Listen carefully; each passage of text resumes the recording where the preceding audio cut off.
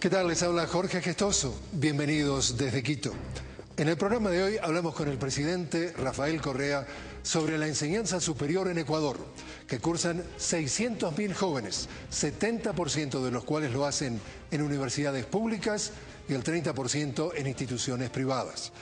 Conversamos con René Ramírez, responsable de la Secretaría Nacional de Educación Superior, Ciencia y Tecnología, quien nos da la visión de a dónde apunta el país en el futuro.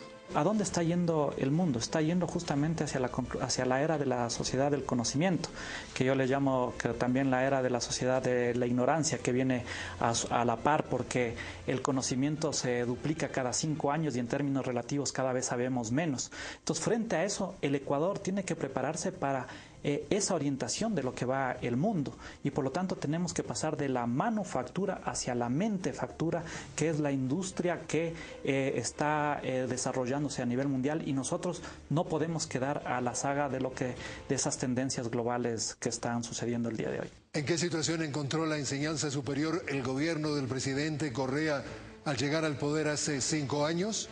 La mercantilización de la educación superior en el Ecuador se había disparado tremendamente en las 2 últimas décadas, a tal punto que el crecimiento de la universidad privada es realmente exponencial. Y en ese mismo periodo el crecimiento de la universidad pública es tremendamente bajo.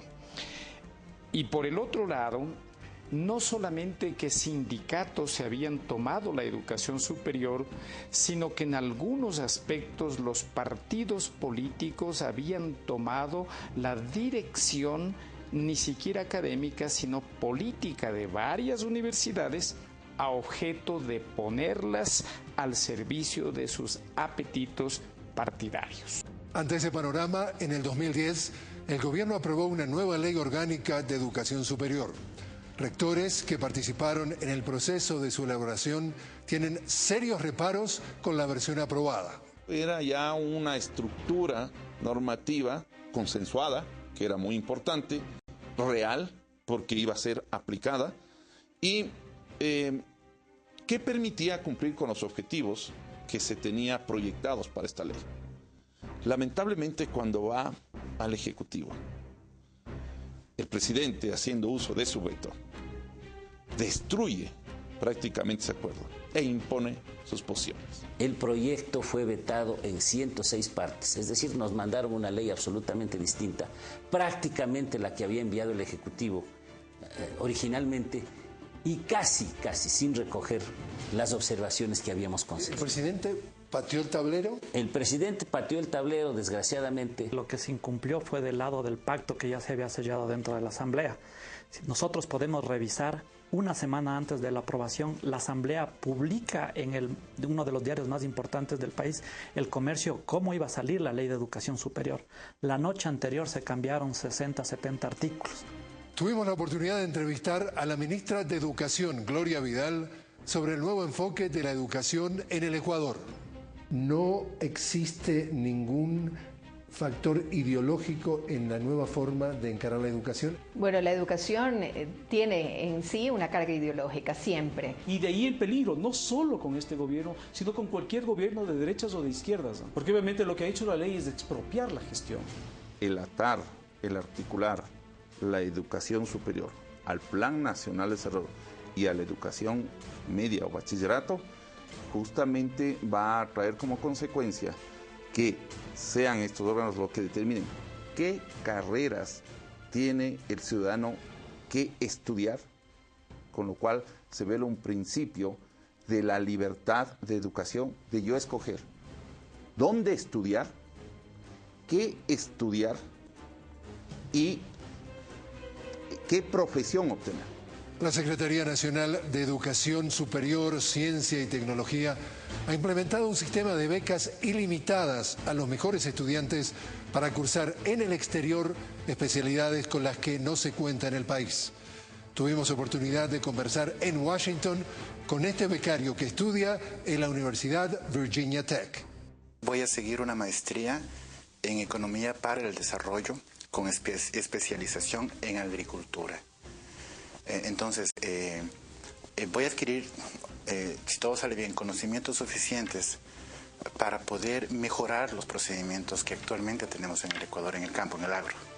¿Sí? De pronto ser más eficientes con el dinero, ser más eficientes con la producción y sobre todo con el tiempo de nuestros campesinos. Uno de los objetivos de este gobierno es desarrollar la sociedad del conocimiento y para ello ha puesto en marcha el ambicioso proyecto llamado la Ciudad del Conocimiento, Yachay, palabra que en quichua significa saber, conocer.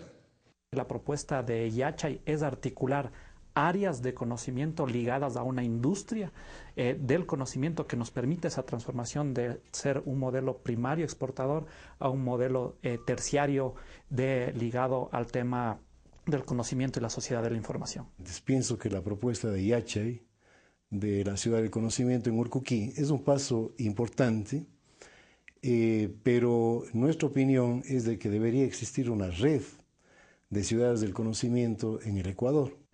Esto y más en el programa de hoy.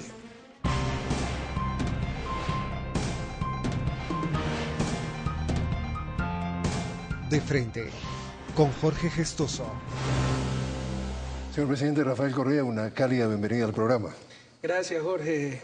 Gustoso de verte nuevamente. Bienvenido al país. Muchísimas gracias, señor presidente. Lo invito a que le demos la bienvenida también al público de por lo menos una quincena de universidades que nos acompaña con este programa. Mucha juventud, qué bueno. Y sé que van a hacer preguntas. Tendrán piedad, no sean malitos, pero bueno. Bienvenidos, chicos, bienvenidos. Señor presidente, cifras oficiales sobre el acceso a la educación superior muestran que en el 2006, 23 de cada 100 bachilleres accedían a la educación superior. En el 2011, 30 de cada 100 bachilleres accedieron a la educación superior.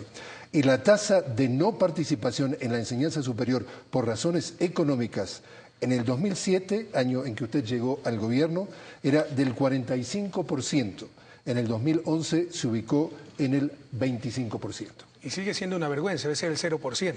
El único requisito para poder ingresar a la universidad debería ser capacidad académica, seriedad, esfuerzo, no condiciones económicas o sociales. Así que tenemos que seguir trabajando muy fuertemente. Creemos que en el 2012 esa tasa va a bajar sustancialmente porque hay una serie de programas y ayudas que ha implementado el Gobierno Nacional. Como usted sabe, tuvimos en los días previos a este programa oportunidad de conversar con varios rectores y varios líderes de las universidades. También tuvimos oportunidad de conversar con el rector de la Universidad Central de Ecuador, una de las instituciones más importantes del país, con 47.000 alumnos, y le preguntamos ¿cuál era la situación de la enseñanza superior en el año 2007 cuando usted, señor presidente, llegó al poder? La mercantilización de la educación superior en el Ecuador se había disparado tremendamente en las dos últimas décadas, a tal punto que el crecimiento de la universidad privada es realmente exponencial. Y en ese mismo periodo el crecimiento de la universidad pública es tremendamente bajo.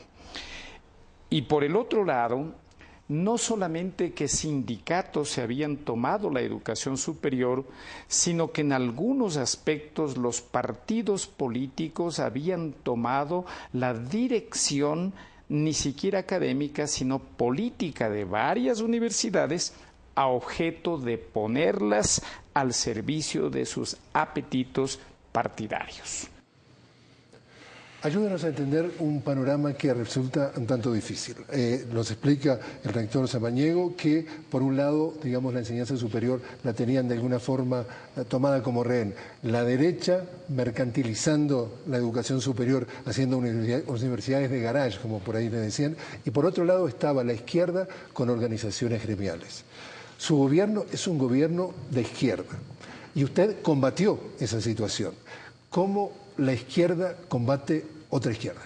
La izquierda mediocre, politiquera, todo hombre de principio debe combatirlo. Es la peor enemiga de la verdadera izquierda, que hay que buscar la excelencia. Y universidad sin excelencia no es universidad. Y si no tenemos universidad no alcanzaremos el buen vivir. Se está jugando con cosas demasiado preciosas para el futuro del país, para el presente de nuestros jóvenes. En todo caso, déjeme darle cifras con respecto a lo que dice el señor rector de la Universidad Central. En toda la historia del país, hasta antes del 92, cuando con todo ímpetu entra esta vorágine neoliberal, sobre todo con el gobierno de Sixto Durán Ballén y Alberto Dajic, funcionaban en el país 29 universidades públicas y privadas, la inmensa mayoría públicas, con graves problemas académicos, graves problemas de politización muchas de ellas, pero 29. En 13 años, del 93 al 2006, hasta antes de nuestro gobierno, se crean 42 universidades, más que se duplica, chicos, escuchen esto, más que se duplica el número de universidades. De esas 42, 34 universidades privadas, eran cualquier cosa, porque tú eras componendas, eran amarres, los tenía esto que aprobar el Congreso. Muchos congresistas después sacaban títulos en 6 meses de abogados en esas universidades que habían aprobado una corruptela total. Y hemos hecho algo inédito en la historia de América Latina y probablemente planetaria, más aún en democracia, que ha sido, gracias a la nueva ley de educación superior, que por ahí vi algunos rectores vitalicios criticar, hemos evaluado las universidades y las universidades que no han cumplido los mínimos académicos han sido cerradas por falta de capacidad académica. 14 universidades que no podían llamarse como tales. Y una información adicional. Usted empezó dando algunas cifras, 30% de los jóvenes pueden ingresar a la universidad. Lo importante es cuántos pueden salir de la universidad. Otro dato muy importante, queridos jóvenes, la eficiencia terminal. Y esa eficiencia terminal es solo el 30%, es decir, el 9% no están saliendo, lo cual es perder tiempo para los jóvenes, desperdicio de recursos para la sociedad, disminución del nivel académico, porque entran 300, se gradúan 100, pero 300 bajan el nivel académico. Y no solo eso, se gradúan con 2 años en promedio adicionales a los que debería durar la carrera. Es decir, si la carrera duraba 4 años, se gradúan a los 6 años.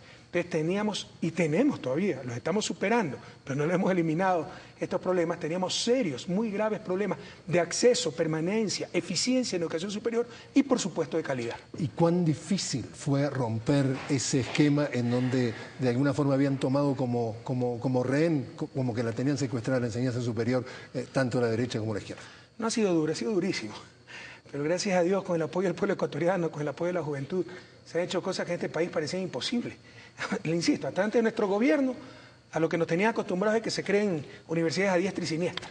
Hoy hemos cerrado 14 universidades y 8 o 9 están condicionadas a mejorar sus niveles académicos, serán cerradas. Se evaluará año tras año la calidad académica. Ahí usted vio al rector de la Universidad Central. Esa universidad estaba tomada por grupos supuestamente de izquierda radical, que en vez de lanzar ideas siempre se han acostumbrado a lanzar piedras, no tienen capacidad para más. Casi lo matan ese rector. De orientación maoísta. Bueno, fuera, pues Mao yo lo admiro mucho. De orientación, que le puedo decir, argollista, ¿no? Porque es una argolla, defienden solo sus espacios de poder, o sea, no tienen ideología, es el garrote. Le insisto, no lanzan ideas, lanzan piedras. Yo no temo a la izquierda radical, yo me creo radical en muchas cosas. Temo a la izquierda boba, a la izquierda mediocre, a la izquierda corrupta. Y esa izquierda es la que se había tomado, no solo la universidad, todos los segmentos de la educación ecuatoriana, y estamos en una lucha durísima por liberar a nuestra educación de ese secuestro, y lo estamos logrando. Precisamente ante esa situación, señor presidente, que vivía la enseñanza superior aquí, se elabora una nueva ley orgánica de educación superior y durante 8 meses representantes de la universidad y la Asamblea Legislativa trabajan conjuntamente para pulir los detalles de un proyecto que elevan al señor presidente. 2 de los participantes de ese proceso han criticado duramente al señor presidente después de aprobada la ley. Acá los comentarios.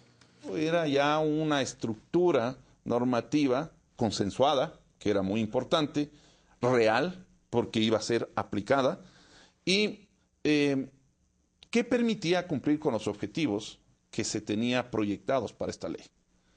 Lamentablemente, cuando va al Ejecutivo, el presidente, haciendo uso de su veto, destruye prácticamente ese acuerdo e impone sus posiciones. El proyecto fue vetado en 106 partes, es decir, nos mandaron una ley absolutamente distinta, prácticamente la que había enviado el Ejecutivo originalmente, y casi sin recoger las observaciones que habíamos conseguido. ¿El presidente pateó el tablero? El presidente pateó el tablero, desgraciadamente. Lo que se incumplió fue del lado del pacto que ya se había sellado dentro de la Asamblea.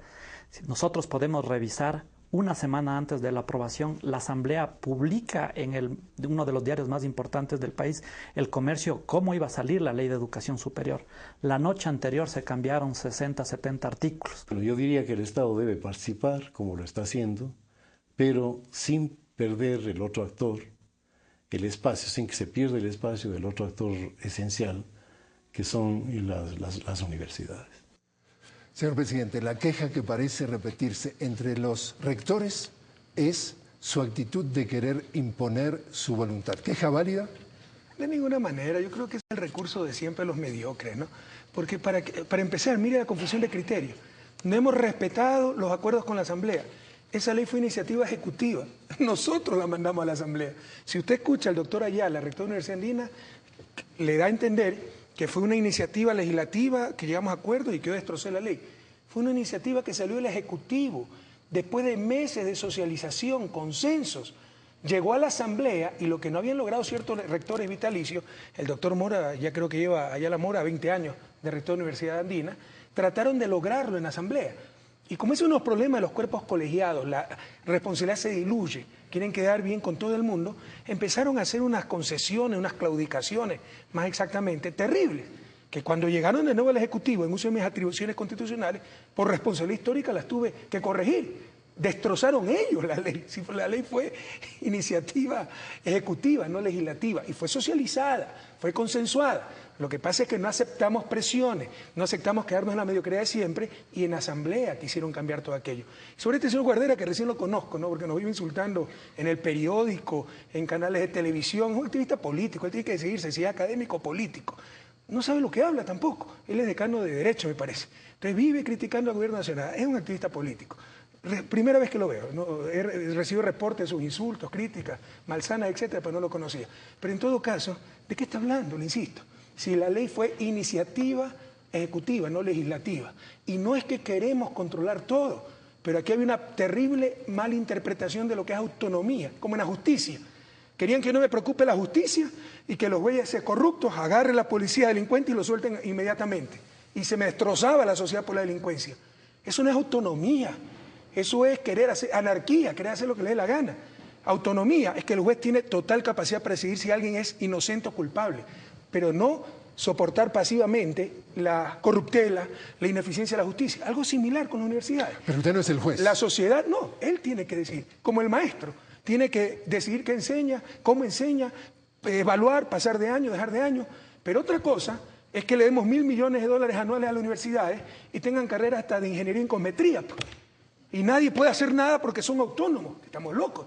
Todos debemos arrimar el hombro en función de la necesidad del país, en función de un plan nacional de desarrollo. Eso lo dice la nueva Constitución, aprobado por el pueblo ecuatoriano, aprobada por el pueblo ecuatoriano en las urnas.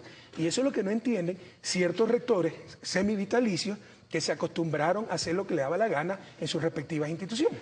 Como usted sabe, con esta nueva ley de educación superior también se creó la CENESID, una sigla que significa la Secretaría Nacional de Educación Superior, Ciencia y Tecnología, y su creación también ha generado cuestionamientos. La CENESID, que es una Secretaría de Estado, que es la encargada de dictar las políticas públicas respecto a la educación superior. Es decir, ¿qué es lo que el gobierno quiere para la educación superior? El hecho de la existencia de una Secretaría Nacional de Ciencia y Tecnología, CENACID, que no está prevista en la Constitución. Los únicos órganos reguladores y de control de la universidad son estos dos que acabo de mencionar, el Consejo de Educación Superior y el Consejo de Evaluación y Aseguramiento de la Calidad de la Educación Superior.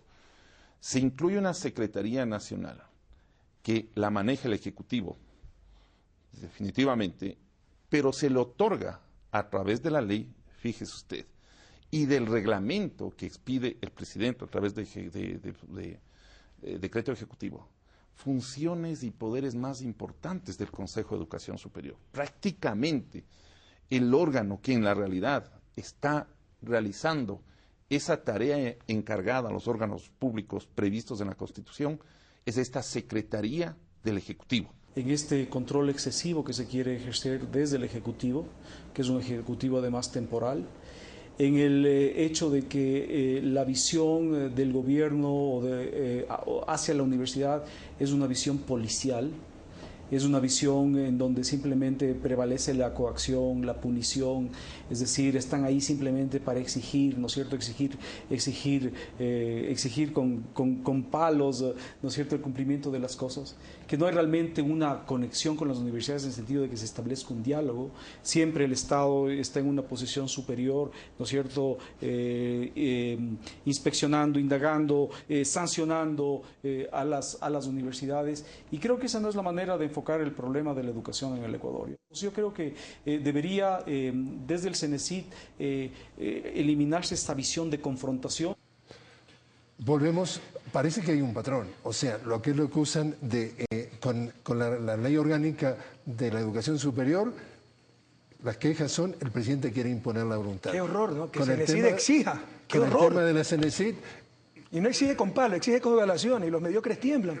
La versión es, el presidente, hay dos instituciones, la CES y la CEACES, pero el presidente, de una forma esa es la visión, crea un organismo, un órgano supra, que es precisamente la CENESID, para dirigir a las otras dos, incluso hasta presupuestalmente dependerían de la CENESID, y entonces se sienten algo así como títeres de la CENESID, que según ellos finalmente la maneja el presidente.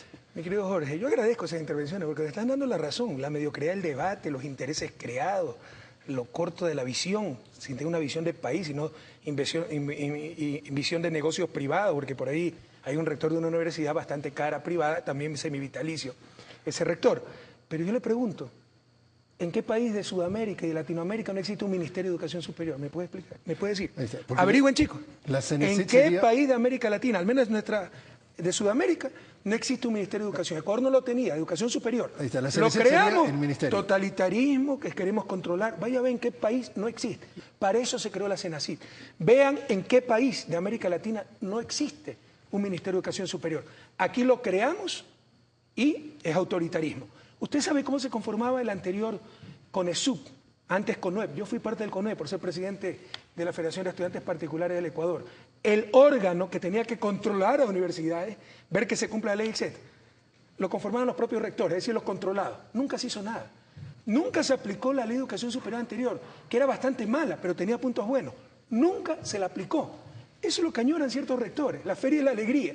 Estado, ordeñar la vaca, Estado central, deme 1.000 millones anuales y nosotros mismos nos controlamos y no le rendimos cuentas a nadie. Que ya se resignen, ese tiempo no volverá. Aquí, con legitimidad democrática, con el apoyo de todo un pueblo, vamos a exigir una universidad de calidad dentro del marco constitucional y con la más absoluta legitimidad y apego a la ley. Tuvimos también la oportunidad de conversar entrevistar a la ministra de Educación, a Gloria Vidal, y le hicimos esta pregunta sobre ideología. ¿No existe ningún factor ideológico en la nueva forma de encarar la educación? Bueno, la educación tiene en sí una carga ideológica, siempre. Y de ahí el peligro, no solo con este gobierno, sino con cualquier gobierno de derechas o de izquierdas, ¿no? Porque obviamente lo que ha hecho la ley es expropiar la gestión. Desde mi punto de vista, lo que el gobierno ha aspirado con la ley es tener el control político y administrativo de las universidades, pero no meterse en su contenido académico. No creo que sea esa su intención, porque no ha sido ni siquiera en el bachillerato donde tiene atribuciones directas para hacerlo. Otra vez, comentarios, críticas infundadas. Yo no veo nada malo en eso. La Constitución nos da la rectoría sobre el Sistema Nacional de Educación y la obligación de articular con el sistema de educación superior, universidades, institutos tecnológicos.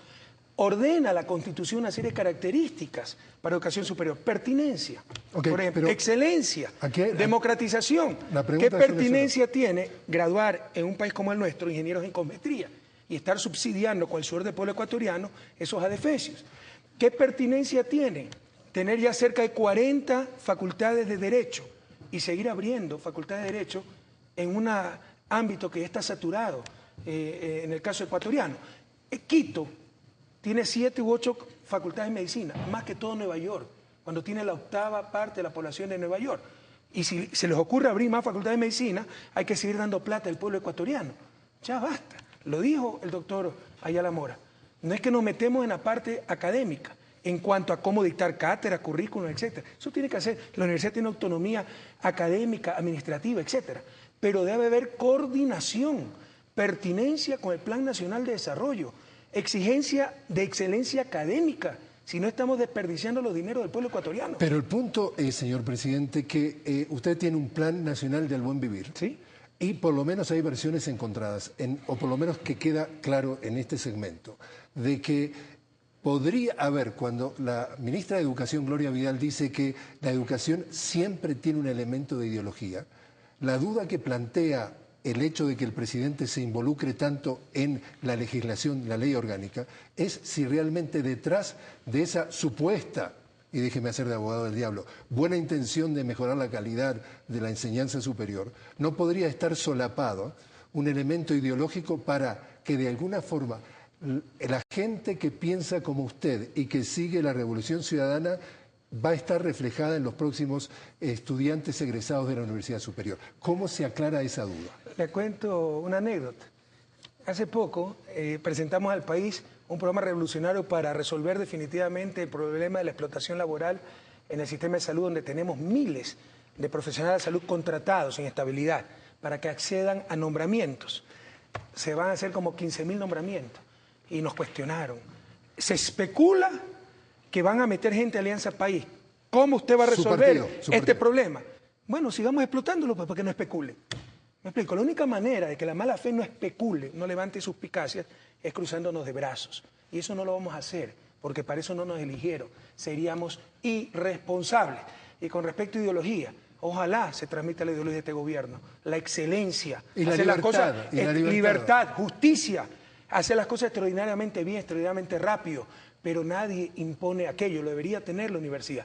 En cuanto a orientación ideológica política, cada universidad, cada profesor tiene libertad para hacerlo. Lo que no pueden hacer es política partidista, politiquería barata, electoralista, como estaban haciendo ciertos partidos en determinadas universidades que estaban secuestradas por esos grupos políticos. Vamos, lo invito a tener libertad de los estudiantes. ¿Cómo no? Y que nos hagan entonces la primera pregunta, por favor, al señor presidente sobre la enseñanza superior. Adelante, por favor. Mi nombre es Daniel Granja, graduado de la Universidad Católica de Quito. Señor presidente, relacionado al ámbito de la educación, además de las políticas de gobierno que se realizan y se vienen realizando durante los últimos años, ¿cuáles son las principales políticas de Estado que se piensa dejar como legado una vez terminado el mandato presidencial? Lo que dice la Constitución, mi querido ya profesional, porque ya acabaste, ¿verdad? ¿Ya te graduaste? Sí. Felicitaciones. ¿En qué carrera? ¿En qué carrera? Facultad de Economía, señor presidente. Economista, colega, muy bien. ¿Me avisas con qué libros te enseñaron para después cambiarte el disque? Porque si te enseñaron con esos libros ortodoxos que no sirven para nada. Bueno. Bueno, pero con esos libros ortodoxos lo enseñaron a usted. Sí, pero felizmente después fui a estudiar al extranjero ya con algo de experiencia, y cuando tratan de explicar la sociedad humana con un sistema de ecuaciones uno dice, estás loco, ¿no? Eso es lo bueno de estudiar ya con experiencia de vida. Pero bueno, artículo 351, esta es nuestra respuesta, esto es lo que queremos hacer, lo que ordena la Constitución. El sistema de educación superior estará articulado al Sistema Nacional de Educación y al Plan Nacional de Desarrollo. Eso es precisamente lo que estamos tratando de hacer. La ley establecerá los mecanismos de coordinación del sistema de educación superior con la función ejecutiva. Lo establece la LOES. Y, aunque directamente no se crea CENESID a través de la LOES, esa instancia es la CENESID. Este sistema se regirá por los principios de autonomía responsable. La universidad creyó que autonomía es ser una república independiente. Sociedad, deme plata y yo hago lo que me da la gana. Usted sí sabe que los rectores de ciertas universidades tenían pensiones vitalicias. ¿Sabían eso, chicos? Que acababan su rectorado y recibían el sueldo hasta que se mueran, vitaliciamente. ¿Sabían eso? ¿Sabían que tenían jubilaciones especiales? Doble jubilación, además de la del Seguro Social. O sea, cómo se jugaba con la plata del pueblo ecuatoriano y teníamos que estar cruzados de brazos porque eran autónomos. Perdónenme, autónomos en la parte académica, autónomos en cuanto a libertad de enseñanza, pero no autónomos en cuanto a jugar con los dineros de todo un pueblo. Este sistema se regirá por los principios de autonomía responsable, cogobierno, igualdad de oportunidades, calidad, pertinencia. Las universidades en áreas de su autonomía o en función de su autonomía no es que pueden crear las carreras más inútiles, más innecesarias para el desarrollo y subsidiadas por el pueblo ecuatoriano. Debe haber pertinencia, integralidad, Autodeterminación para producción del pensamiento y conocimiento. La respuesta a lo que usted decía, las especulaciones sobre ideologización de la universidad. Ahorita está ideologizada y con ideología anacrónica hace 2 siglos. Ciertas universidades, no todas. La otra está en el otro extremo, con ideología anacrónica hace 20 años, el Consenso de Washington, como la del doctor Larreati. En el marco del diálogo de saberes, pensamiento universal y producción científica, tecnológica y global. Yo no tengo que aventar una coma aquí, chicos. Es la Constitución por ustedes aprobada en las urnas. Estas son nuestras políticas, estas son nuestras acciones, estos son nuestros objetivos. Señor presidente, lo invito entonces a hacer una pequeña pausa y cuando regresemos a hablar sobre el tema de la gratuidad en la educación superior.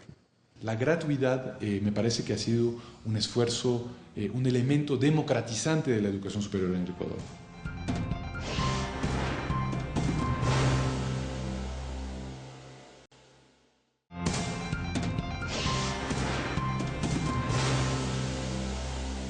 Hay una cosa muy importante que está pasando en toda esta reforma que estamos haciendo a un sistema que estaba en crisis, realmente estaba en una situación lamentable, que es el sistema de educación superior ecuatoriano. Me parece que estamos conjugando temas que son difíciles de conjugar, pero que son vitales de conjugar, que son la democratización del acceso a la educación superior, para que no sean solamente los ricos que accedan a la educación superior, sino que se acceda por méritos, ¿no?, en igualdad de oportunidades, a la par de un esfuerzo y un énfasis en temas de calidad. Muchas veces se logra lo uno, pero no se logra lo otro. Tienes esfuerzos masificadores, pero que son en detrimento de la calidad. Y tienes, a su vez, procesos que ponen mucho énfasis en la excelencia, pero que no cambian realmente el patrón de acceso a la educación superior, que sigue siendo en manos de poco, con todos los privilegios que eso implica. Lo que estamos haciendo en Ecuador es conjugando las dos cosas. Entonces, ¿qué tan difícil está resultando y sigue resultando conjugar, como dice precisamente Guillaume Blanc, la calidad y precisamente la democratización de la democracia superior? No hay conflicto. No hay conflicto entre mejorar calidad y dar igualdad de oportunidades. Por eso la Constitución de la República estableció la gratuidad de la educación superior y ha dado resultados espectaculares. Antes de nuestro gobierno, la tasa de matriculación de indígenas en la universidad, el porcentaje de indígenas era 6.5%. Me expresé mal, porcentaje de indígenas matriculados en la universidad, 6.5%. Ahora estamos casi en el doble, 11.8%. 2010, no tenemos las cifras actualizadas, probablemente está aumentado. Los afroecuatorianos, eternamente excluidos, 9.5% el porcentaje en las universidades. Hoy son el 17.3%, prácticamente el doble en términos relativos. Los quintiles más pobres, porque era otro problema. A pesar de que se pagaba la universidad, era una mínima parte, la inmensa mayoría del costo era subsidiado por el Estado. Pero estábamos subsidiando a los ricos, no a los pobres. Los pobres no entraban a la universidad, ya no están entrando, deben entrar mucho más. El quintil más pobre, 2006, 7.1% del total de matrícula, hoy es 14.5%, más del doble. El segundo quintil, el quintil 2, 9.1% antes de nuestro gobierno, ahora 16.6%. Las políticas de democratización están dando resultados, junto a las políticas de mejora de calidad, que tratan de no excluir a los pobres, porque los pobres tienen desventajas. Vienen de colegios con menor nivel académico, porque tal vez estaban en zonas rurales, escuelas unidocentes. Por eso los exámenes de ingreso no se centran en conocimientos, sino en aptitudes. Y ahí los resultados que ya tenemos, se acaba de tomar la segunda tanda, 120.000 chicos pasando exámenes, pero hace unas semanas se hizo la primera fase de estos exámenes, unos 60.000 muchachos, y los datos nos demuestran que no hay diferencia en cuanto a condición socioeconómica, sí se toman exámenes de aptitudes. Entonces, un chico que es apto, así no tenga los conocimientos adquiridos, pero es apto para seguir estudios universitarios, ingresa. Entonces se está abriendo la igualdad de oportunidades con la gratuidad y esto no sacrifica calidad. Y precisamente usted hablaba de esas cifras y tenemos las mismas cifras, pero en una perspectiva mayor del 2006 o 2007 al 2011 y todavía las diferencias son más impactantes. Estamos hablando de indígenas, por ejemplo, estaban en el 8,8% del acceso a la educación, pasa al 22,1%, es decir, prácticamente... ¿Año 2011? 2011. Esa cifra está un poco más actualizada que las mías, ¿no? Por eso, pero... Un alón de oreja a mi equipo. Pero con lo que dice que se multiplica prácticamente por 3, los indígenas, en el caso de los afroecuatorianos, estamos pasando del 13 al 26, Se está duplicando, como usted decía, el quintil 1, y para aquellos que no están familiarizados, sería el 20% más pobre de la población.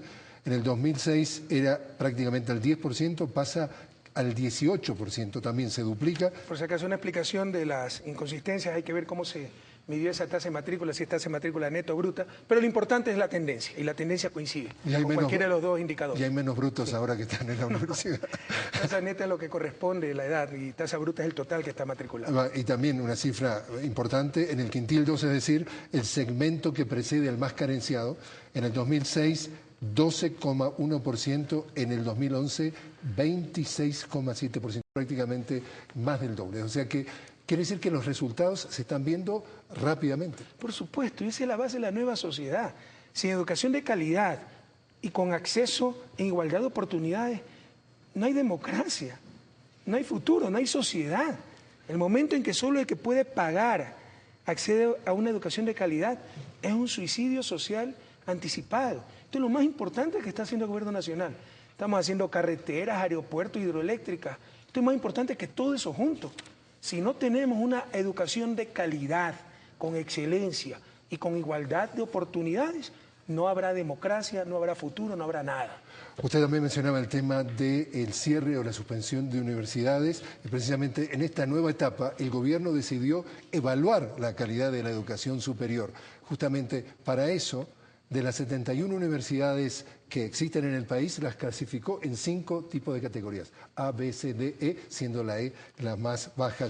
En la categoría E existían o se calificaban 26 universidades. De esas 26 se suspendieron o cerraron 14 porque no cumplían con los requisitos de calidad y excelencia. Y sobre eso también tenemos comentarios al respecto.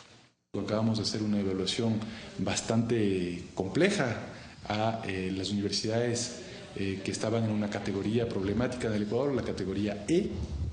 26 universidades que se evaluaron, 14 de estas no pasaron la evaluación. Luego de meses de evaluación, a través de una metodología bastante rigurosa, con mucha imparcialidad, con mucha seriedad, llegamos a la conclusión de que 14 universidades se tenían que cerrar. Yo he criticado la forma, no el fondo. Lo que yo he criticado es la forma en que se ha cerrado a estas universidades que han tenido la categoría E, porque a mí me parece que este plan de contingencia que ha llevado adelante el gobierno es insuficiente, no ha tomado en consideración la parte, el problema social que representa. A veces me pongo a pensar si es que fue electoral esta decisión. ¿Fue electoral esa decisión, señor presidente? O sea, 40.000 chicos sin universidad y es electoral. Pero hay que ser inconsecuente para decir una barbaridad así. Mire, el señor Guardera ha criticado todo, no solo ha criticado la evaluación de universidades. Y cuando ya no pueden negar lo innegable, la responsabilidad histórica que ha asumido el gobierno, entonces buscan la quinta pata del gato, que estoy de acuerdo con el fondo, pero con la forma, pura charlatanería, puro pretexto. Estas cosas se hicieron adecuadamente. Se tomaron 2 evaluaciones. Las universidades que salieron en categoría E, que fueron 26, se le dio, me parece, 18 meses de plazo. 1 año y medio. Un año y medio para que se preparen. Y las que volvieron a repetir esa pésima calificación tuvieron que ser cerradas. Y después de la inspección presencial, ocular, de esas universidades, vemos que coincide perfectamente. Eso no podía llamarse universidad. 14 cerradas, 2 pasaron, están en categoría D, y las otras 10, me parece, sí, 26 en total, 10, están condicionadas. Tienen que cerrar ciertas carreras, cerrar ciertos programas a distancia que solo buscan generar ingresos, porque la inmensa mayoría de esas 26 universidades en categoría E eran universidades privadas que cobraban, y cobraban caro a los estudiantes. Eran un fraude académico. Precisamente de eso estuvimos hablando también con René Ramírez, el responsable de Cenecit.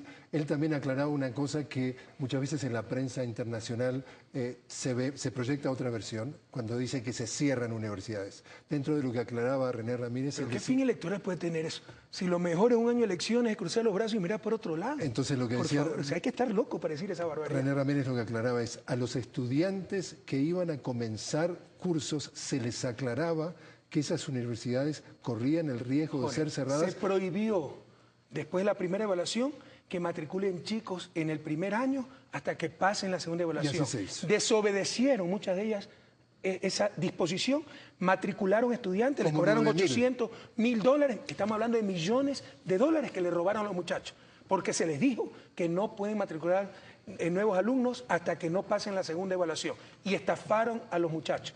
Esos directores, rectores, propietarios de universidades serán enjuiciados penalmente por estafa. Precisamente, o sea, que aquí no hubo un cierre por ningún otro motivo que no sea porque no cumplían con el mínimo de calidad de educación. Ahí están las metodologías de la evaluación, están las pruebas, cualquiera las puede revisar. Seguimos hablando, señor presidente, y le cuento que en Washington tuvimos oportunidad de hablar con 2 becarios de CENESID, es decir, con 2 alumnos que el gobierno, a través del plan de CENESID, los está enviando al exterior para que cursen especialidades que no existen en el país. Conversamos con 2 de ellos, hablamos con precisamente Ángel Campoverde, él cursa estudios en la Universidad Virginia Tech, y con Giovanni Espinosa, que él es becario de la Universidad Johns Hopkins, y esto es lo que dijeron. Voy a seguir una maestría en Economía para el Desarrollo con especialización en Agricultura. Entonces, voy a adquirir, si todo sale bien, conocimientos suficientes para poder mejorar los procedimientos que actualmente tenemos en el Ecuador, en el campo, en el agro. ¿Sí? De pronto ser más eficientes con el dinero, ser más eficientes con la producción y sobre todo con el tiempo de nuestros campesinos. El Ecuador está invirtiendo, el Ecuador está sembrando en este momento. Al cabo de, no lo sé, de 2, 3 años, los cientos de becarios que fuimos, que obtuvimos este financiamiento por parte del Ecuador, del país o del gobierno, del Estado, vamos a volver a nuestros países, a Ecuador, y vamos a trabajar. Hablamos de 1000 personas que estamos fuera, con este mismo fin. Entonces Ecuador poco a poco va a ir mejorando su calidad de técnicos o su calidad de profesionales. Ecuador es un país, como decía Bepi, un gran amigo, Ecuador es un país rico lleno de pobres. ¿Sí? ¿Por qué? Porque de pronto no hubo la tecnificación de la educación o la profesionalización de la educación. ¿Sí? Porque en nuestros colegios y universidades tal vez podían haber hecho un poco más. Yo estoy estudiando una maestría en Economía Aplicada en la Universidad de Johns Hopkins. Toda inversión en educación tiene su retorno, ¿no? Ya sea en el mediano o en el largo plazo, tiene un retorno para la sociedad. En el caso del Ecuador, al tener un crecimiento económico muy importante, es necesario ir en dar el siguiente paso, que es cómo asegurar el sostenimiento de ese crecimiento económico y hacer que sea más inclusivo a toda la sociedad. Es decir, que no solo, como tú has mencionado, la parte, por ejemplo, la parte de infraestructura, sino que vayamos más allá de crear, por ejemplo, productos con valor agregado, de que ampliemos nuestros mercados al exterior. Y esos son asuntos económicos que todavía están pendientes, pero que se encuentran ahora sobre la marcha y que los podemos llevar a cabo con un mejor capital humano preparado para dar ese salto, ¿no? Usted y CENESID han decidido que ahora el número de becarios que pueden salir al exterior es ilimitado. Hay solamente un tema que ustedes dicen que la edad de los postulantes, 35 años para acceder a una beca para realizar una maestría, 45 años para un doctorado. ¿Esta limitación podría o no ser considerada discriminatoria? Es pragmática, por favor, Jorge. O sea, necesitamos vida productiva de los becarios para que vengan a devolver al país lo que les dio el país. Estamos hablando del desarrollo. Y esto tiene de base toda una concepción. Sin talento humano, ciencia y tecnología, no hay futuro. Antes se creía, la economía ortodoxa, probablemente en los libros con los que te enseñaron economía, que el desarrollo depende del crecimiento, el crecimiento de factores de producción, tierra, capital físico, cantidad de trabajo humano. Bueno, el siglo XX se encargó de pulverizar esos simplismos, ¿no? Porque países que no tenían nada de recursos naturales, no tenían capital físico, con talento humano, ciencia y tecnología, hicieron florecer el desierto. Mientras que otros países, entre ellos algunos latinoamericanos, sin talento humano, sin ciencia y tecnología, desertificaron hasta los jardines más floridos. No es lo único, pero sí lo fundamental. Talento humano, ciencia y tecnología. ¿Por qué no lo único? Porque sin un proyecto nacional, ¿de qué nos sirve tener genios por todos lados, hablando cada uno en su propia dirección y se inmoviliza de todas formas el país?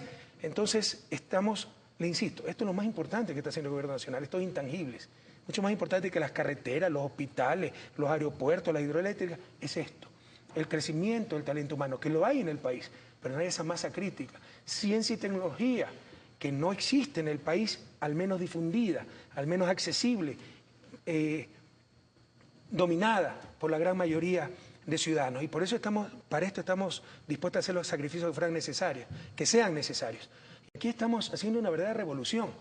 Esto también es importante que ustedes sepan, queridos jóvenes. De 1993 al 2006, 13 años, 300 becas. Promedio, menos de 30 becas anuales. Con todo respeto, vaya vean quiénes iban becados, ¿no? Las argollas, los compadrazgos, y en qué carrera. Carreras que no necesariamente iban con la necesidad del país. Con todo respeto, muchas ciencias sociales. Yo soy economista, cientista social, entre comillas. Pero creo que el país necesita menos economistas, menos abogados y mucho más ingenieros. Por ejemplo, tenemos un gran déficit de ingenieros geólogos, oceanógrafos. 4/5 partes del país es océano y no hemos investigado prácticamente nada del océano. Acabamos de aprobar la Convemar, eso nos extiende muchísimo las posibilidades del subsuelo, explotar la riqueza marina, etc. No tenemos gente capacitada en una masa crítica, hay 3, 4, pero no es la masa crítica que se requiere para aprovechar esos recursos. Así que aquí no vamos a escatimar recursos, aquí no hay restricción presupuestaria, hay restricciones de otra índole, de acceso básicamente. Ya en nuestro gobierno, del 2007 al 2011, se han dado 1.700 becas, 2012 planeamos llegar a 2.000. 2013 a 3.000, pero si son 30.000 en buena hora, ¿sabes cuál es el techo? Los alumnos de pregrado, porque esto se extendió a pregrado y posgrado, que sean admitidos en las universidades de calidad a nivel mundial. Hay un listado en CENESID, porque tampoco vamos a aceptar cualquier universidad, y en las carreras que el país necesita. Si ustedes, chicos, bachilleres o profesionales recién graduados, quieren hacer estudios de pregrado en cualquier universidad del mundo de prestigio, de calidad académica, en las carreras que necesita el país, algo similar a nivel de posgrado, tienen asegurado el financiamiento del gobierno nacional con la única condición de que regresen al país para devolver al país lo que recibieron de él. Tenemos otra pregunta de la audiencia, precisamente otro estudiante universitario, si es tan amable, se nos identifica, por favor. Un saludo a la audiencia, señor presidente. Mi nombre es Daniel Bisuete, estudio Ingeniería en Biotecnología en la Escuela Politécnica del Ejército. Mi pregunta para usted es, ¿cuáles son las políticas del Gobierno Nacional para abrir plazas laborales, además de la docencia? ¿Además? De la docencia. ¿Cuáles son las políticas del Gobierno Nacional para abrir plazas laborales, además de la docencia, para los miles de becarios que la CENESID está enviando al exterior? Bueno, se están abriendo muchas oportunidades. Mira Yachay, por ejemplo, ese es el proyecto más importante que tiene el Gobierno Nacional. La primera ciudad planificada en la historia de este país, una ciudad del conocimiento. Ahí vamos a concentrar los centros de investigación que tiene el Estado central, que son 19. Por supuesto, el Instituto de Pesca no lo vamos a mandar a Yachay, que está en los Andes, pero al menos 10 van a ir a Yachay, en Urcuquí, Cantón Urcuquí, provincia de Imbabura. Entonces habrá mucho espacio para investigadores. Estamos en un proyecto agresivo, un programa agresivo de retorno de cerebros, porque la época neoliberal fue tan tonta que pretendiendo ahorrar dinero para los que convenía, porque para pagar deuda externa sí les sobraba, hicieron ahorros torpes y lo que hicieron fue gastar más dinero. Por ejemplo, las decenas de miles, querido Jorge, de profesionales que salieron del país. Médicos, ¿cuántos médicos hay en Chile? Enfermeras, odontólogos, ¿cuántos hay en España? Se calcula que hay unos 10.000. Cada médico nos cuesta $50.000 formarlo. No todos son médicos, enfermeras, odontólogos. En promedio, que cueste formarlos $20.000. Por 10.000 son $200 millones que hemos regalado, no a los países más pobres que nosotros, los más ricos que nosotros. Esa fue la torpeza del modelo neoliberal, por destruir puestos de trabajo, decir que no había rol para el Estado. Ahora estamos retornando cerebros, el programa Prometeo, se busca gente de alto nivel académico a nivel mundial, se le ofrece un buen sueldo, sobre todo jubilados del primer mundo, paseo a la Galápagos con tal de que investiguen, enseñen en nuestras universidades, capaciten, etcétera. Entonces estamos revirtiendo esa tendencia. Pero aquí un punto adicional, mi querido joven, con todo respeto, cambien también esa actitud. No pregunten, yo me gradúo, ¿qué va a hacer el gobierno por mí? ¿Qué puesto de trabajo me va a dar? Gradúense y piensen qué puesto de trabajo le voy a dar a la sociedad. Precisamente, señor presidente, lo invito a hacer otra pausa y hablar de lo que usted está hablando, hablar del tema de la ciudad del conocimiento, de Yachay, y también del plan Prometeo. La propuesta de Yachay es articular áreas de conocimiento ligadas a una industria del conocimiento que nos permite esa transformación de ser un modelo primario exportador a un modelo terciario ligado al tema del conocimiento y la sociedad de la información.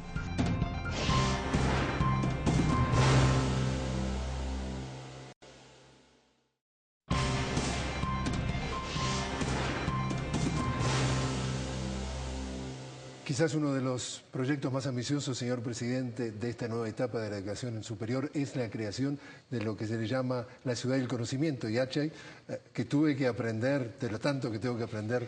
Yachana, aprender. Ahí está, del quichua, que significa... Yachay, el imperativo, aprende. Exacto, que quiere decir saber, conocer. Y justamente hablamos con René Ramírez, que es un técnico en el tema del Yachay, y esto es lo que nos decía al respecto. Nosotros en el Plan Nacional para el Buen Vivir propusimos que tenemos que direccionarnos hacia un cambio del sector terciario, de la economía del conocimiento, de la sociedad del conocimiento. Y justamente la propuesta de Yachay es articular áreas de conocimiento ligadas a una industria del conocimiento que nos permite esa transformación de ser un modelo primario exportador a un modelo terciario ligado al tema del conocimiento y la sociedad de la información. Pienso que la propuesta de Yachay, de la ciudad del conocimiento en Urcuquí, es un paso importante, pero nuestra opinión es de que debería existir una red de ciudades del conocimiento en el Ecuador. Nos parece que el concentrar exclusivamente en un centro, como el de Urcuquí, insisto, sin tener una visión negativa sobre esto, podría polarizar excesivamente el desarrollo en ese sector, cuando de lo que se trata, incluso por enunciados de la propia Constitución, es crear un equilibrio regional en el Ecuador. ¿Podría entonces haber otras ciudades satélites de la ciudad del conocimiento? Permítame hacer primero una precisión, porque nos gusta ser muy riguroso. ¿Por qué la inconsistencia de cifras? Me acaba de pasar la información CENESID.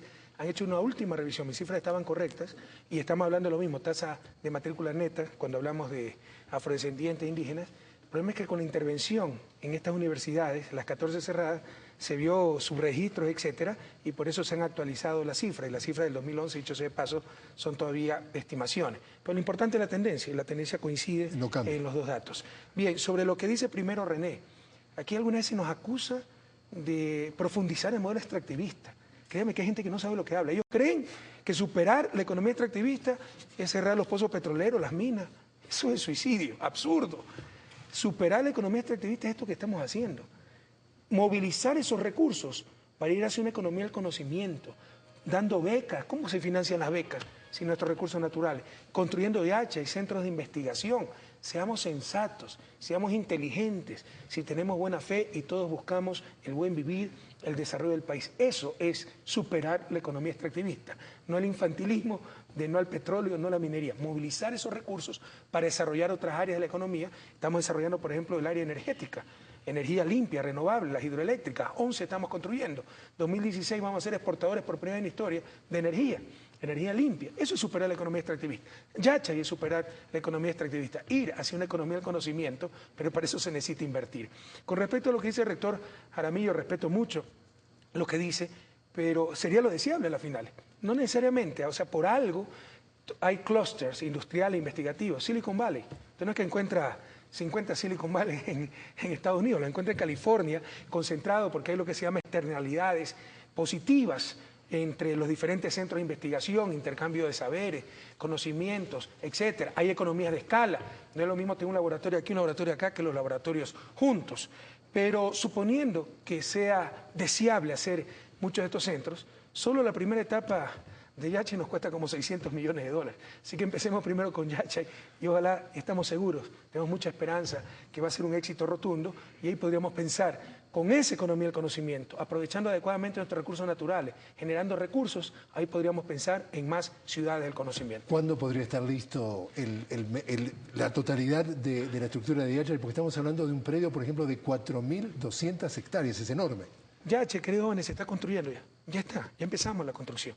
Pero la primera etapa durará, por ahí tenía el cronograma, pero por lo menos unos 18 meses. Sin embargo, completar en su totalidad la primera fase del proyecto será unos 5 o 6 años. Estamos hablando de inversiones de altísimo nivel, diría yo. Por si acaso, otro tal vez inquietud y algo que no quedó muy claro, como que si concentrar Yachay en un lugar significa que el resto no se va a beneficiar.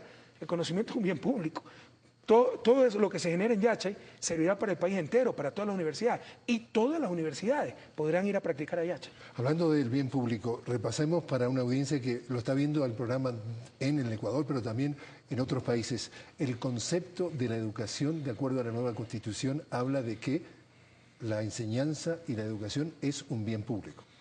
Yo iría un poquito más allá. Por eso. Es un derecho, también lo dice. Derecho humano.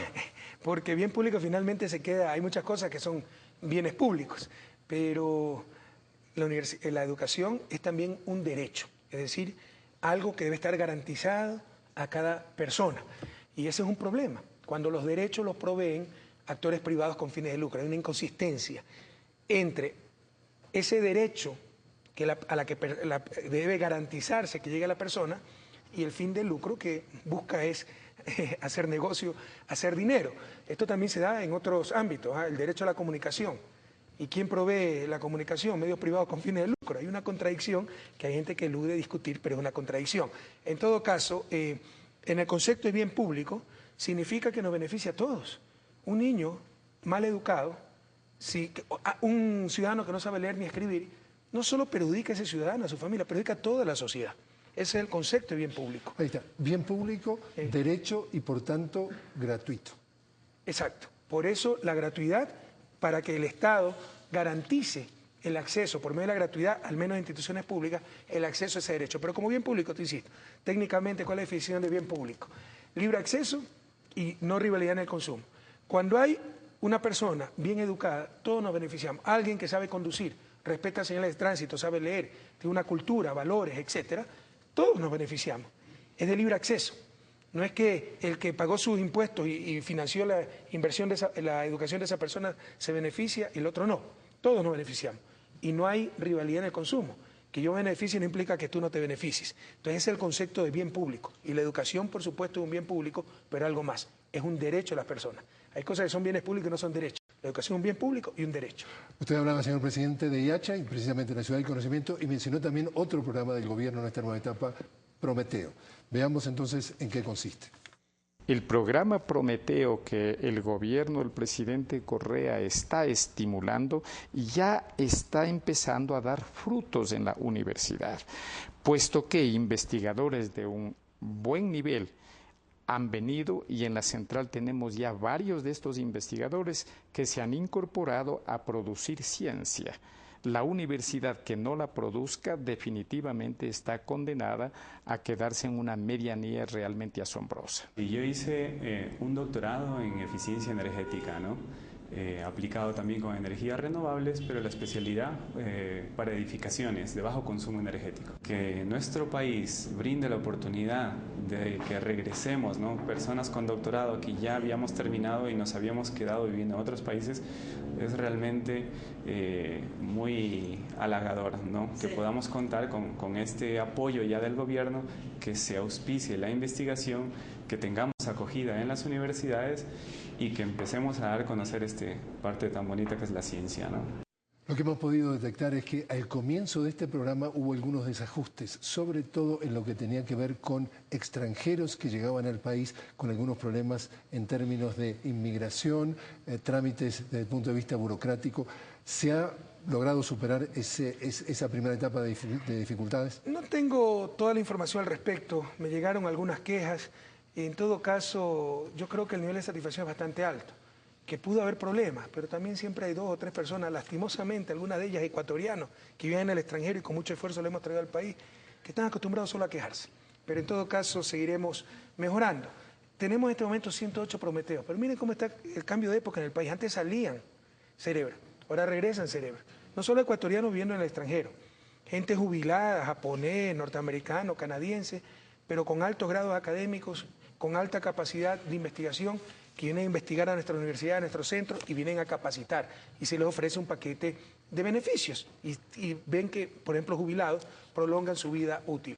Otra precisión, como me toman la lección y no tengo todos los datos a mano, el campus de Yachay, porque Yachay es universidad, con centro de investigación, con industria, etcétera, será terminado en diciembre del 2013, las clases empezarán en septiembre del 2013, y la primera etapa, en su totalidad, con centro de investigación, etcétera, demorará más o menos 5 años. Entonces la pregunta que le debo hacer es, con elecciones presidenciales en el 2013, hasta el principio del 2013, ¿qué pasa si el señor presidente no es reelecto? ¿Dónde queda este plan? Estas cosas deben ser políticas de Estado, no políticas de gobierno. Estamos hablando de lo fundamental y eso debe estar en el debate público, en todos los candidatos. Y candidatos jóvenes que no le hablen de esto, no puede ser candidato. No está hablando de las cosas fundamentales, así de sencillo. Estas son políticas de Estado, no de gobierno. Señor presidente, ¿qué tal si escuchamos una nueva pregunta de los estudiantes universitarios? Adelante, por favor. Buenas noches, señor presidente. Soy Ramiro Yerobi, economista, físico de la Escuela Politécnica Nacional y pertenezco al Núcleo de Investigadores Científicos de la Universidad Central del Ecuador. Mi pregunta es la siguiente. Dado que usted dijo que no todas las personas, por sus aptitudes, deben ingresar a la universidad, ¿se ha pensado en implementar o acoplar un modelo como el alemán para plantear que se creen oficios más tecnificados? Sí, estamos trabajando muy fuertemente en eso, pero otro de los graves problemas que teníamos eran los institutos tecnológicos. ¿Saben cuántos institutos tecnológicos tiene el país? Como 300. Todo colegio técnico quería ser instituto tecnológico y en el desbarajuste político, económico, social, lleno de demagogia que vio el país en las últimas décadas, se daban aquí y allá los títulos de institutos tecnológicos sin tener la capacidad académica, infraestructura, etcétera, necesarios para ese nivel. Y eso también vamos a evaluar, pero se va a fortalecer esos institutos tecnológicos. Y otra cosa muy importante, que ha pasado medio desapercibida, pero es fundamental, en la nueva ley de educación intercultural, también aprobada hace algunos meses, se crea el bachillerato técnico. Es decir, hay un bachillerato unificado, porque era una barbaridad pedagógica eso del bachillerato diversificado. Usted a los 15 años tenía que decir si cogía físico matemático, químico biólogo, sociales, y más aún, estaba integrado que el físico matemático no tenía que saber leer y el de sociales no tenía que saber contar. Entonces, si alguien que escogió sociales se graduaba y descubría que su vocación era ser ingeniero, ya no podía. Tú no hubieras podido entrar a la escuela politécnica. ¿Tú qué bachillerato tuviste? Físico matemático. Si no, no hubieras podido entrar en la escuela politécnica. Se limitaban las opciones de los jóvenes. Y a los 15 años no saben ni qué va a hacer el día siguiente. Y se les imponían decisiones que iban a condicionar su vida entera. Tiene una barbaridad pedagógica. Yo soy maestro, conozco algo de pedagogía. Entonces se está superando todo eso. Se tiene un bachillerato único, todos tienen que saber leer, contar, etcétera, pero hay flexibilidad, hay opcionales para el que le interesa un poco más la física, pueda tomar más horas de física, el que le interesa más sociales pueda tener más horas de ciencias sociales, literatura, qué sé yo. Y además se hace el bachillerato con carga técnica, donde se requiere un esfuerzo superior, son más horas adicionales, pero va a haber colegios con bachillerato técnico, que no significa que no ven lo que ven el resto, ven más de lo que ven el resto, si estamos claros. Pero adicionalmente, después de graduarse se va a tener el postbachillerato, 2 años. Por ejemplo, si el bachillerato técnico fue metalmecánica, puede tomar 2 años para salir técnico en metalmecánica y dar oportunidades de trabajo productivo en forma rápida. Sabemos las condiciones sociales, sabemos que hay grupos humanos que no pueden esperar 5 o 6 años hasta tener un título y poder empezar a generar ingresos para su familia. Entonces hay toda esa gama de opciones que estamos construyendo. Todavía no están listas, pero están avanzadas y bastante avanzadas. Hacemos una última pausa y cuando regresemos vemos preguntas que le hace la gente a través de Twitter y también, como hacemos en todos los programas, salimos a la calle y vemos qué piensa la gente en la calle sobre si con el presidente Rafael Correa la educación superior está mejor o peor. Está muchísimo mejor. Está peor. Eso sí le veo peor, porque están cerradas las universidades. Yo creo que ha mejorado, porque hay un proceso de constante evaluación. Parece que hemos mejorado mucho y creo que es cuestión de tiempo para ver la mejoría en la educación del país.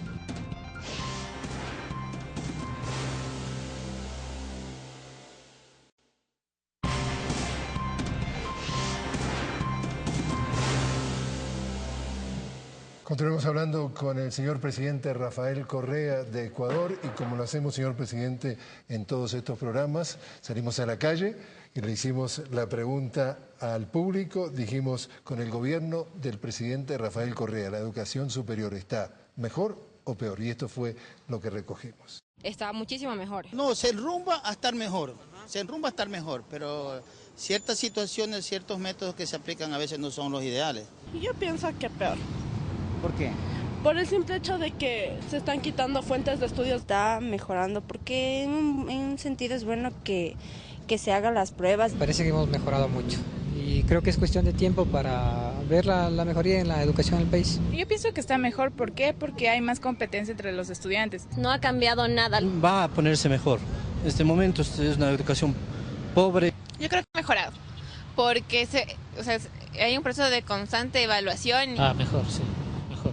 Creo que sí, porque se están eliminando esas universidades que no brindaban lo que es una buena educación para las personas. Está peor.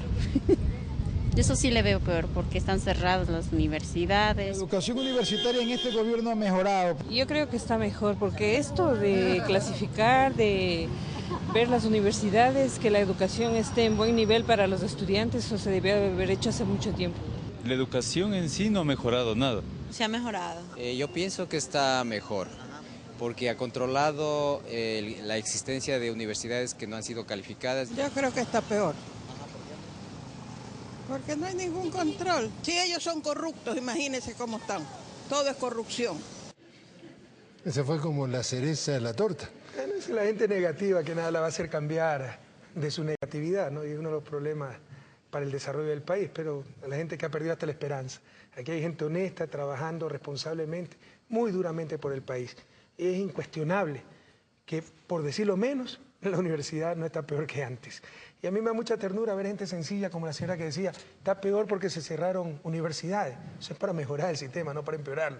Me recuerda tanto alguna vez en la Amazonía, cuando un indígena me decía, usted no respeta a las mujeres. ¿Por qué? Porque está en contra de los concursos de belleza. ¿Y qué más excita que los concursos de belleza, ¿no? Bueno, gente muy sencilla que nos demuestra que requerimos una mejor educación en todos los niveles, por supuesto también en el nivel universitario. Y es claro, son claros los cambios. Ahora se evalúa, hay información. Acaban de decenas de miles de jóvenes pasar su examen de ingreso a la universidad. Esas son cosas buenas para garantizar la calidad. Con la nueva ley tienen plazos las universidades para tener profesores tiempo completo, para tener doctorados, profesores con título de doctorado, PhD, como profesores titulares. Ahora en las universidades se habla de calidad. Antes, ¿cuántas veces se hablaba de esto? Se habla de investigación. Hay muchas cosas que están cambiando. Por supuesto, también tiene razón otros ciudadanos que participó. Yo creo que sigue igual, dice, pero va a cambiar. Tal vez no hemos avanzado lo suficiente porque estamos en ese proceso de cambio. Pero van a venir muchas cosas buenas si seguimos por este camino. Es decir, es un tema de tiempo. Por supuesto. La ley se fue aprobada en el 2010. Se han dado pasos agigantados, pero falta mucho todavía por andar. Y usted sabe que políticamente, usted sabe mejor que yo, porque usted está en el tema de la política, que uno de los grandes retos que han tenido prácticamente la mayoría de los presidentes o de los políticos es no invertir en el tema de la educación, porque los réditos a veces no aparecen inmediatamente en el periodo que usted está. Es decir, usted está tomando una apuesta importante. Bueno, eso es lo tragicómico, ¿no? Por ejemplo, en educación básica, secundaria, hemos duplicado el presupuesto, evaluamos profesores, estamos seleccionando por meritocracia. Antes esto era corruptelas, comisiones, argollas para obtener un nombramiento, ahora se hace por internet. Pero los mismos corruptos que hacían esto, que se habían apoderado de la universidad, de la educación, a cada rato, ¿y dónde están los cambios? Como si los cambios de educación se ven al día siguiente. Tú lo has dicho. El mejor, tal vez, sistema educativo del mundo, Finlandia, era de pésimo nivel, era el peor de Europa, ahora es el mejor del mundo. O uno de los mejores al menos. Le tomó 20 años ese cambio. Entonces estamos sembrando para el futuro con responsabilidad, con visión de país, no con visión de las próximas elecciones. Le muestro, señor presidente, algunas cosas que nos han llegado a través de Twitter, que han llegado muchas. Vamos a ver algunas de ellas. Ya le digo, tenemos que definitivamente elegir alguna de ellas. Por ejemplo, vamos a ver esta que dice aquí Sebastián Lucero. Nos dice: ¿qué avances han existido en la articulación del triángulo Estado, sector privado y universidad? Tal vez es una muy buena pregunta, es algo que nos falta profundizar y asumimos nuestra parte de responsabilidad, pero también tiene una inmensa responsabilidad de la universidad que no trabaja adecuadamente coordinada con el sector privado y del propio sector privado, que no se preocupa de esto. Ecuador, cuando llegamos al gobierno, tenía 0.2% del PIB en inversión en ciencia y tecnología. En el 2013 esperamos llegar al 1%, pero el 1% es el mínimo que recomienda UNESCO para invertir en ciencia y tecnología. No el máximo, no el óptimo. Por ejemplo, los países desarrollados invierten 3% del PIB, y ahí está, en ciencia y tecnología, gran parte del futuro. Pero ese no es un problema solo del sector público, sino también del sector privado. No hay innovación, no hay inversión en ciencia y tecnología. Así que debemos articular mejor con ese sector privado para que las universidades provean lo que requiere el sector privado para el desarrollo del país, pero también para que se invierta mucho más en ciencia y tecnología, para que el sector privado financie universidades, para que desarrollen, innoven y puedan aplicar aquello a los procesos productivos, lograr más competitividad, productividad. Pero reconozco y agradezco la observación, creo que es una de las falencias. Necesitamos mejor articular sector público, universidades, sector privado. Otra pregunta, por ejemplo, Diani Maldo nos dice, ¿qué tan efectivo ha sido hasta el momento la implementación del plan de contingencia para estudiantes afectados por la evaluación? Tremendamente efectivo. El 98% de los estudiantes de las universidades cerradas se nos matricularon en el plan de contingencia. Por supuesto, siempre va a haber inconformidad asusada por algunos demagogos. Por ejemplo, había universidades en ciertas regiones del país donde solo cada 2 semanas había que ir a recibir 2 horas de clase. Y para una ingeniería de cómo meterle el agua al coco, unas cosas rarísimas, ¿verdad? Entonces quieren exactamente lo mismo con las mismas comodidades. No es posible. O sea, se le va a dar oportunidades, apoyo, matrícula, pero hay que poner la cuota de sacrificio de parte también de los estudiantes, porque estuvieron en una universidad, no estamos creando el problema, lo estamos solucionando. Estuvieron matriculados en una universidad que no era tal, no era universidad, era un fraude académico. Pero algunos quieren que le vayan los profesores de las universidades del país a dar clase a la casa. Eso no es posible. Entonces todos tenemos que poner nuestra cuota de sacrificio. Pero el plan de contingencia ha tenido un altísimo éxito. 98% de los estudiantes de universidades cerradas se han inscrito en ese plan de contingencia. Y nos dejaron una serie de trampas, con mala fe, las universidades cerradas por parte de sus autoridades. Por ejemplo, malos registros, mal número de créditos. Entonces era muy complicado, no coincidía el número de cédula. Estamos trabajando para superar todos esos problemas, pero con todo aquello, el plan de contingencia ha sido un éxito rotundo. Pero otra pregunta, por ejemplo, vemos un poquito, aquí tenemos a Aldo Vázquez. Preciso, está siendo un éxito rotundo, porque están inscritos los chicos, ahora lo estamos ubicando en las diferentes universidades. Hay plazas para todos, ¿no? El problema es que algunos quieren ya a la medida la carrera, y eso no es posible. Aquí tenemos a Aldo Vázquez. Dice, ¿cómo hará para que el examen de ingreso no se constituya en barrera para los aspirantes para los distintos niveles de bachillerato? No tiene que ser barrera, pues. ¿Usted para qué examen? Que algunos quieren, es facilismo, es una pena, con todo respeto. O sea, que no haya ninguna barrera para entrar a la universidad. Claro que debe haber barreras, pues. La barrera de la excelencia, la barrera del esfuerzo. Y para eso se debe tomar un examen, no económica. Pero por supuesto que debe haber barreras académicas, barreras en cuanto a esfuerzo, seguir la carrera universitaria.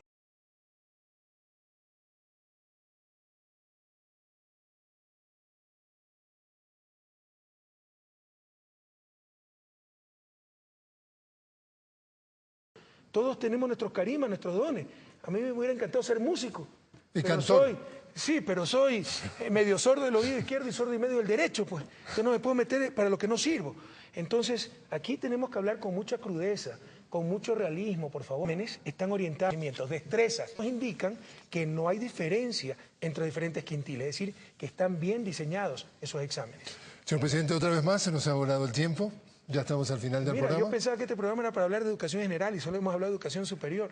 Porque estamos haciendo cosas muy interesantes a nivel de educación básica, quiere decir secundaria. Que nos estamos invitando para hablar del resto de la educación. Son temas que realmente me apasionan, ¿no? Porque este es el futuro, les insisto.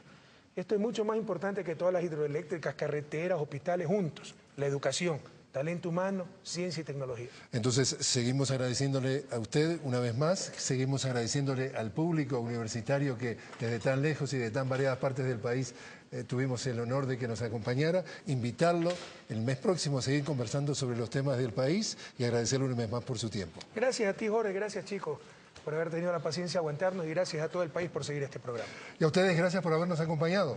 Les habló Jorge Gestoso y los invitamos a que nos acompañen en un nuevo programa. Hasta entonces, desde Quito.